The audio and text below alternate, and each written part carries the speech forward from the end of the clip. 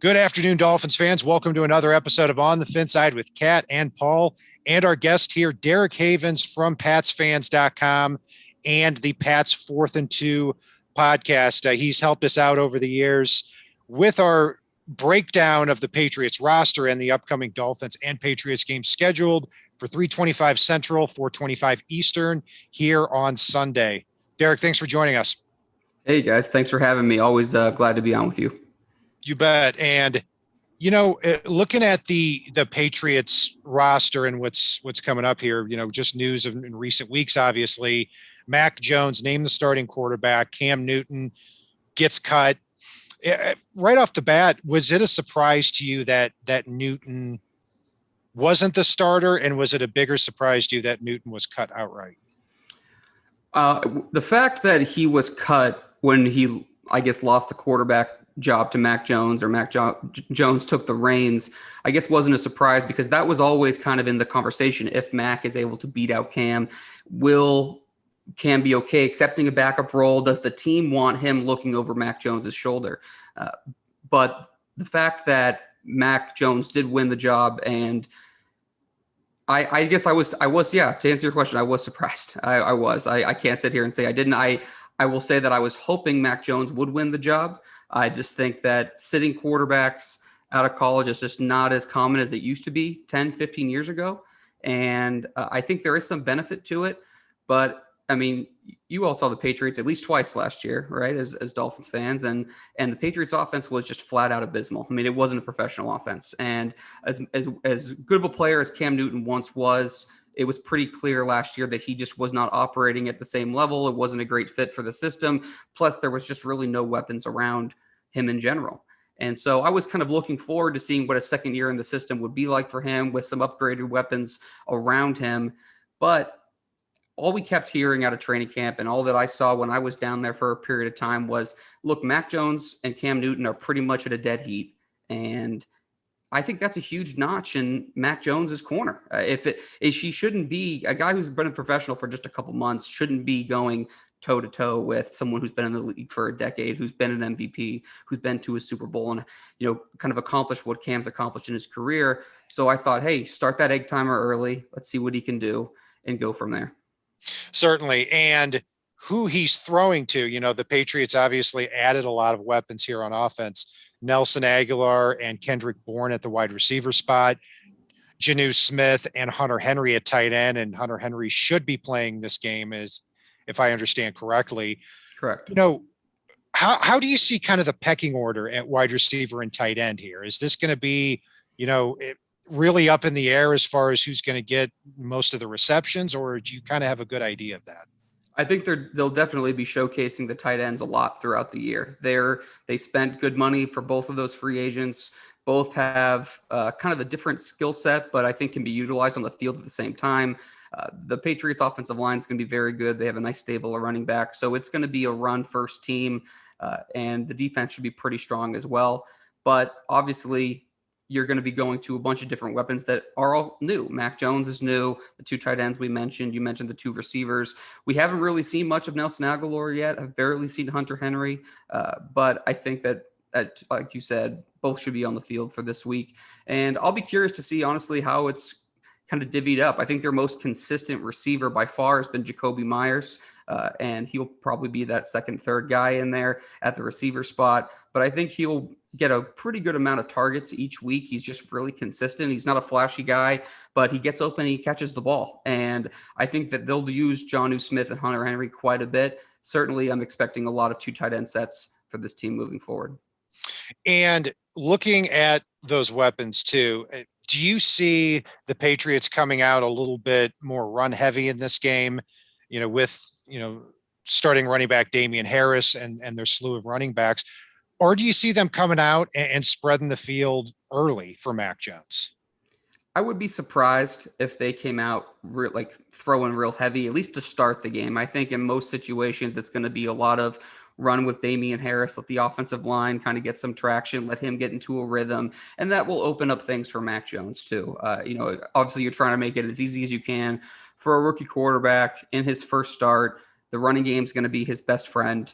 And obviously with you all watching Tua last year, it's similar. You don't want to put it all on him.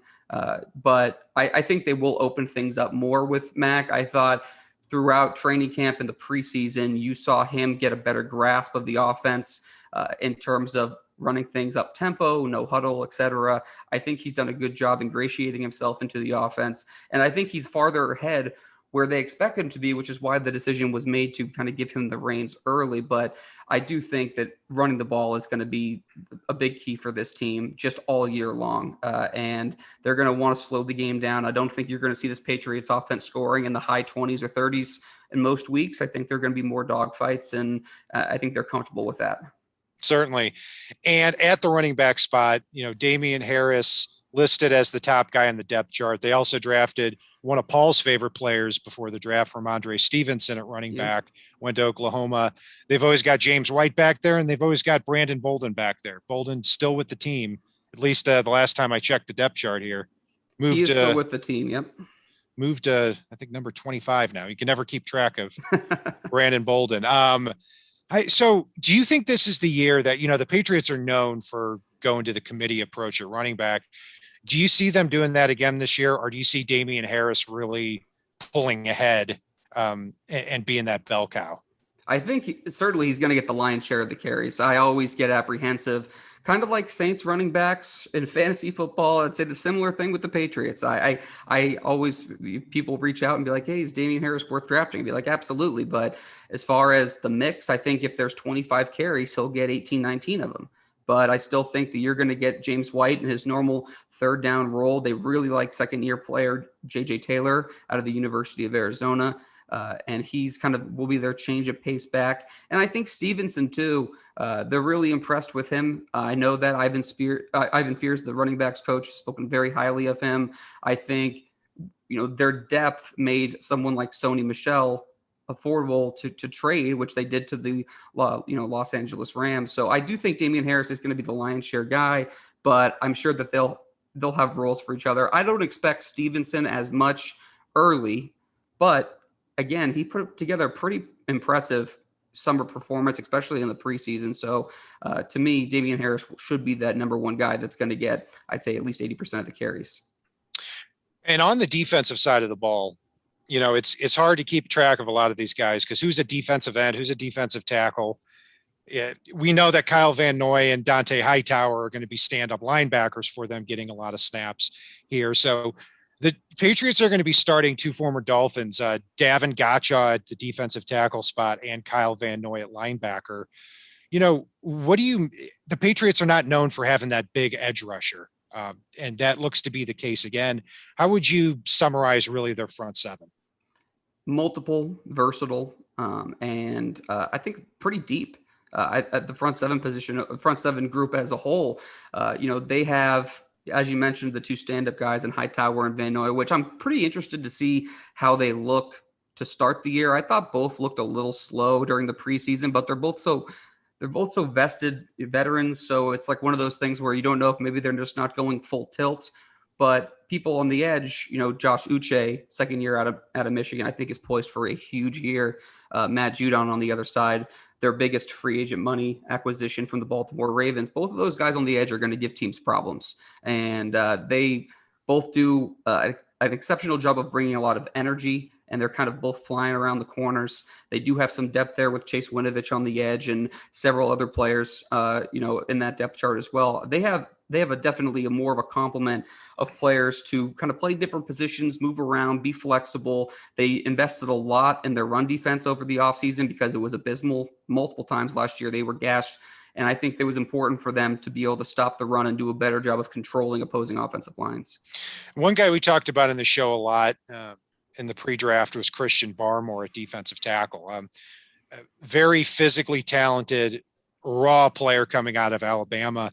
Do you see him getting a lot of snaps in this game, or is it kind of like with Ramondre Stevenson, you're looking for him to ease into that role a little bit more as the season goes along? I think he'll get more and more as the season goes on, but I think you'll see him a lot more earlier than you would someone like Stevenson. I think they'll rotate along that defensive line a lot. Barmore, to me, has been really – he can really stand out at times. And we saw that going back to college, I mean, even this past rookie draft class, the defensive tackle position wasn't very deep. It was really Barmore and a couple other guys. It wasn't, he stands out in a position where it's hard to stand out, especially in training camp on that defensive line. And sometimes it's not as easy to see until you're really in game action. On the field, you're really looking at those one-on-one battles. And I thought Barmore did a good job of establishing himself. There's going to be some consistency issues, which again goes back to his collegiate days. But I do think you'll see him in the mix. I don't know if he'll be quote unquote starting. That is kind of to be determined. But he's going to have a significant role. Sure, just like with the Dolphins defense, the Patriots defense is going to be rotation based. So sure, even though you've got 11 starters, probably going to see 17 to 20 of them playing meaningful snaps on defense. I agree. Yeah. As the game goes along here at defensive back, obviously the big blow here was Stephon Gilmore, cornerback, goes on PUP. He's going to miss the first 6 weeks of the season. Looking at their depth chart here, obviously JC Jackson's going to start at one cornerback spot. And do you see Jonathan Jones or Joanne Williams or Jalen Mills being that second cornerback? How do you see the rest of that depth chart shaking out? Well, the Gilmore situation is a perplexing one on a couple different fronts. He goes on PUP, and some people are saying the quad's not ready. Some people are saying it's kind of a hold-in situation where he wanted a bump in pay. He was given a $5 million kind of pay advance last offseason. This year, he's owed $7 million. And a lot of people that you kind of hear whispers from say that he wanted to pretty much be compensated about double that for the year. Well, he tells Josina Anderson, former ESPN employee, a couple months ago that he'll be ready if he quote unquote needs to be. And then they don't see him on the field. Are they not able to come to some kind of financial understanding? Is it one of those things where, him going to PUP affords him to be able to sit out half the year, still collect his full $7 million, but now he's only going to be playing half the game. So ipso facto, you kind of got your quote unquote raise, if that makes sense. There's a little bit of, I've been surprised with the lack of information that we've heard about this situation. I know that Gilmore's a quiet guy. Belichick's usually pretty reserved as well. But to me, I thought it was a big blow. I mean, with Gilmore, I think this Patriots defense has a top 5 potential. I really do. I think that it's going to be one of the better defenses that they've had. Now he's out for at least 6 weeks, probably closer to 8. And you're looking at a situation where the depth chart takes a big domino effect. I think JC Jackson is a very good player. I think he'll get paid in the offseason like a number 1 cornerback, but I think he's more of a number 2 guy. Jonathan Jones is a good guy in the slot, but who's that other cornerback going to be? That to me is one of the biggest, probably if not the biggest, 1B of biggest concerns I have for this team, because I think you will see someone like Jalen Mills. And if you go back to his time in Philadelphia, he's someone who really struggled playing cornerback, succeeded a little bit better when they used him as a safety. But I do think that's going to be a target for opposing offenses. And I do think I am expecting Jalen Mills to get a good amount of cornerback snaps in this game. And that's going to be such a big part of the matchup here because Dolphins don't have Will Fuller, but they do have Devontae Parker healthy, Jalen Waddle back, Mike Gesicki. So the question is, are the Dolphins going to spread the field out and really attack those cornerbacks and, try to win these one-on-one matchups? And secondly, are the Patriots going to be able to provide that pressure against a Dolphins offensive line that is struggling and a little bit thin here heading into the season? I think to me, the turnovers for both quarterbacks are going to be something to monitor. And that for Mac Jones going to his first start against a very good, coach in Brian Flores, who is obviously entrenched on the defensive side and comes from the Belichick tree of really does a good job of rattling young quarterbacks. And I think too, it'll be interesting to see how he handles what Belichick might throw at him in different ways. And I do think the Patriots front seven will be potentially the difference in this game. I think they're going to be able to get a lot of pressure, but where I think the Patriots will try to, disguise their depth issues at cornerback will be using a lot of different safeties. They have several safeties that have done a great job with covering tight ends and some bigger receivers. I could see a situation where Adrian Phillips or Kyle Duggar, take on more of a tight end role and try to help limit the exposure of some of their depth issues at cornerback will be. Certainly. So given what you said there, the Patriots could have a little bit of an edge in that area. What is your score prediction here for the Dolphins Patriots game here on Sunday? Patriots currently are 2.5-point favorites. Yeah, I think right now I'm leaning Patriots 23. Are we there? No. So yeah, I keep going there, and I'll be 100% honest with you. I'm not sure if it stopped or not, but that was my last question. So you could keep firing away there, Derek. Okay, well, I'll just say that I think right now I'm leaning Patriots 23, Dolphins 20. I think both quarterbacks are going to struggle with interceptions. 1, 2. I'll be curious to see how that happens. I don't think it's going to be a super high scoring game, but I think that the ultimate edge where I think the Patriots will ultimately kind of be able to pull out is the pressure on the Dolphins offensive line. I think that Austin Jackson needs to have a really good game because I think Josh Uche's coming out party is definitely in the play. I mean, there's gonna be a lot of guys in the Patriots front seven that are moving around, but I do think that ultimately we look back at this game Sunday evening and say the Patriots just applied too much pressure to Tua, and that was kind of the difference.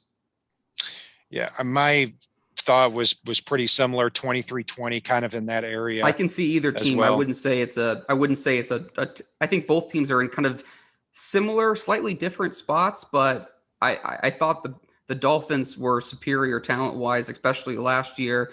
This year, I think the Patriots did a good job of kind of retooling and refilling when they could via free agency in the draft. But ultimately, this team is only going to get as far as their quarterback takes them, and he's a rookie. So I don't think the Patriots are necessarily like a legit Super Bowl contender. I think they could probably win in the 9, 10, maybe 11 game range. And maybe that sneaks you into the wild card. I'm not sure. But I don't look at I think both teams, it'll come down to really how well their quarterback play can be, because I think the rest of the rosters for both are in pretty good spots. And, if Tua is able to, kind of progress from last year and get a little help, and he's able to kind of spread the ball out to some of the weapons that Miami has, I think that he'll have a pretty good year. Otherwise, I think you might be looking back at it and say it was either him not reading things right or he didn't have time to, because the offensive line just didn't really allow him to be as successful as he probably should have been. Sure. And the Patriots, clearly they had a talent deficiency last year. It was certainly a retooling, not a concerted effort to go for the Super Bowl for the first time in several years. I think that's fair to say.